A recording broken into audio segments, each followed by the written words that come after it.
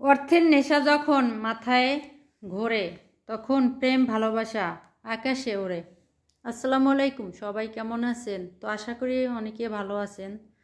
তো শীতের সকাল, ছাদে রোদ পোহাচ্ছি, এমন সময় ভাবি গাছ লাগাইছে আর কি, অন্য ভাবি আমাদের সাথে যারা ভাড়া থাকে আর কি। তো ভাবিরা এই গাছগুলো অনেক কষ্ট করে লাগাইছে, যেগুলো আর কি বালতি কিনে তারপর মাটি ভরে আর কি লাগাইছে। তো গাছগুলো অনেক দিন হয়েছে, প্রায় 1 মাসের কাছাকাছি। এর মধ্যে বেগুন গাছে ফুল আসছে আর কি।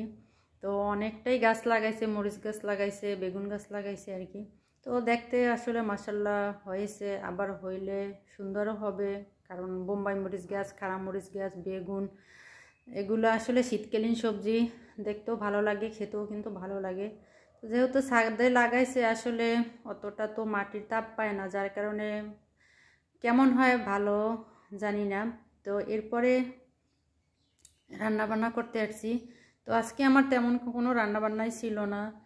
আর আমি আজকে রান্না করছি হচ্ছে ইলিশ মাছ দিয়ে লাউ রান্না করছি। তো প্রথমে আমি লাউটাকে কেটে সুন্দর করে পরিষ্কার করছি, সাথে আছে লাউয়ের খোসা, আর হচ্ছে একটা আলু কুচাইয়ে নিয়েছি, ওগুলো আমি হচ্ছে ভাজি করব।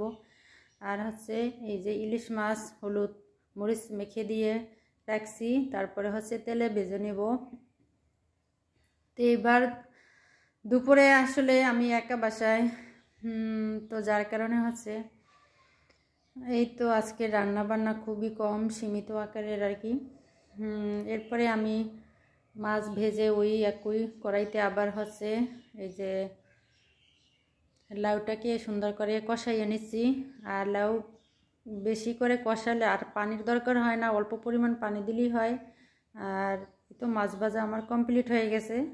তারপরে এই যে রান্নাবান্নাও ফাঁকে কমপ্লিট হচ্ছে। তো এর মাঝে একটা কথা কই, যারা আমার ভিডিও একটু পছন্দ করেন প্লিজ সবাই লাইক কমেন্ট সাবস্ক্রাইব করবেন, আর সাথে থাকবেন, অফুরন্ত ভালোবাসা দিবেন।